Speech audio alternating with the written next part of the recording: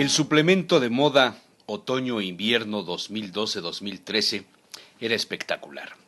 No solo el colorido de la portada y el contenido, sino la armonía conseguida en medio de la agresividad a la moda tradicional. Las colecciones Pret-a-Porter incluían una gama extensa de ropa no casual para mujer, pero también para hombre. Algunos diseños provocaron la risa del aventurero, quien recordaba aquellos kilt de los escoceses y celtas malamente llamados faldas.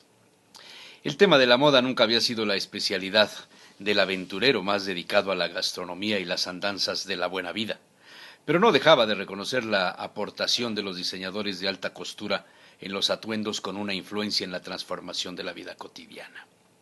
¿Podría acaso imaginarse a Marlene Dietrich sin el traje sastre varonil al bajar del barco del Havre proveniente de Estados Unidos con el toque femenino de la gorra francesa y los lentes de sol?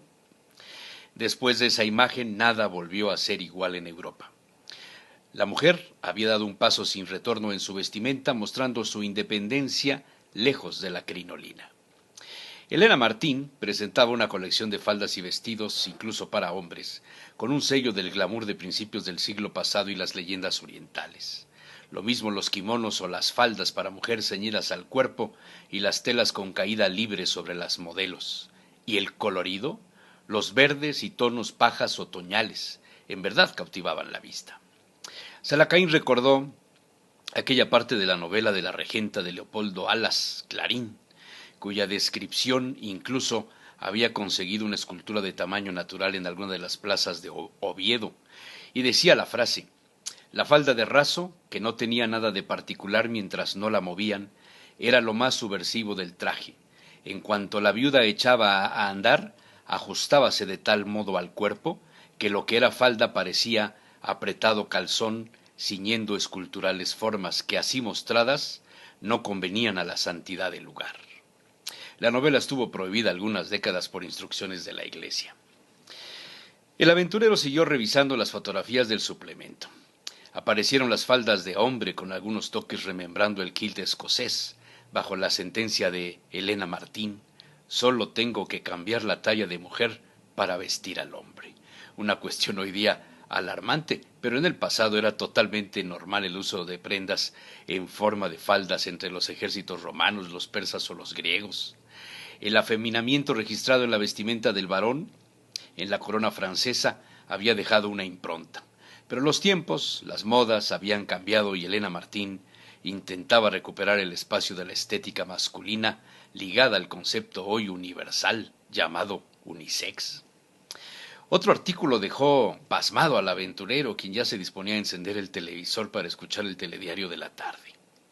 El estreno mundial de la última película de James Bond, 50 años después, Skyfall, con el protagonista Daniel Craig, venía a imponer una nueva moda en el tema de las bebidas tradicionales del agente creado por Fleming.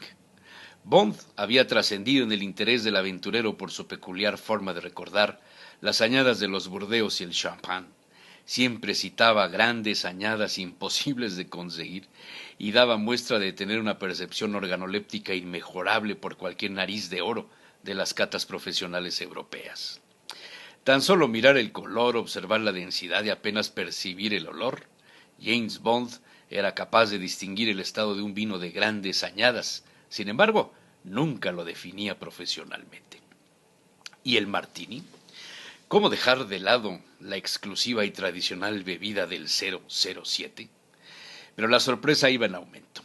Craig dejaba de lado el martini y daba entrada por primera vez en medio siglo a la cerveza Pale Lager holandesa, rechazando las marcas inglesas. Vaya revolución de la gente con licencia para matar. Mientras escudriñaba la historia de cómo Heineken había logrado introducirse en la pantalla de Bond, el aventurero fue experimentando una extraña sensación en el paladar y su estómago dejó de ser dominado por la mente y empezó a demandar un martini seco, como los de antes. ¿Cómo eran los martinis originales? ¿Cuál es la diferencia con los de James Bond? El tema había sido investigado décadas antes y nunca concluido con certidumbre. A saber, 1860, San Francisco.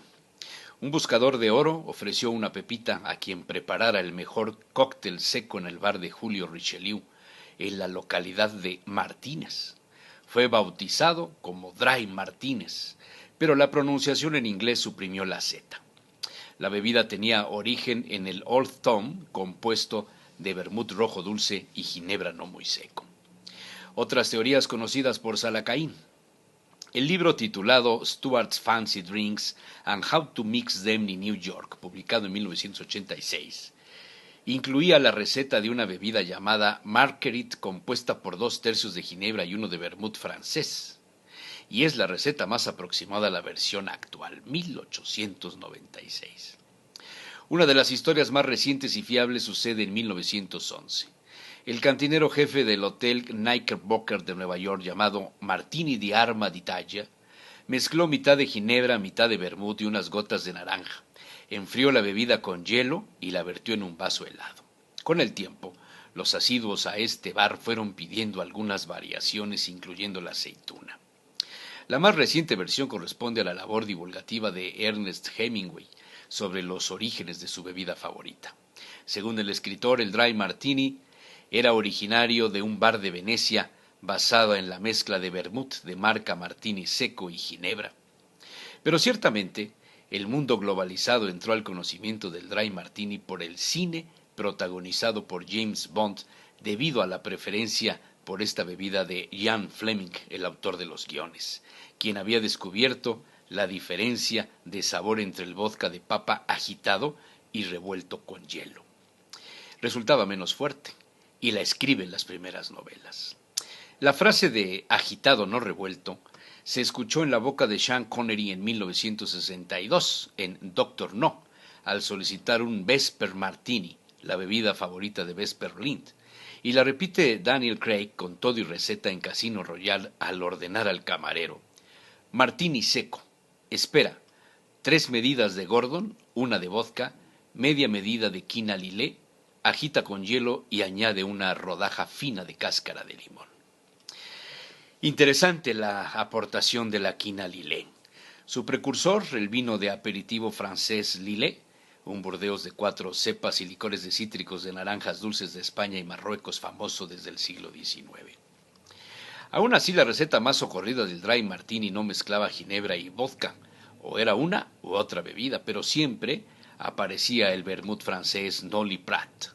Las marcas de ginebra debían ser con aromas secos y no dulces, y el equilibrio se lograba con el toque final de la aceituna, la cebolla cambray con salmuera o el twist de cáscara de limón, sevillano si fuera posible.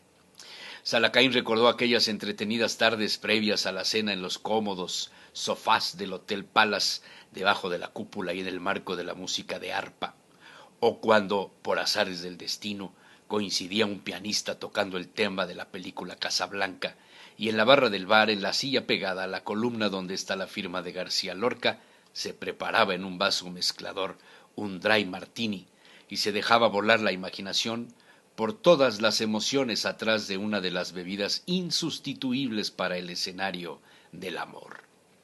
Un hielo en la copa con unos chorritos de Nolly Prat. En el vaso mezclador unos hielos, ginebra, Bombay, Zafir.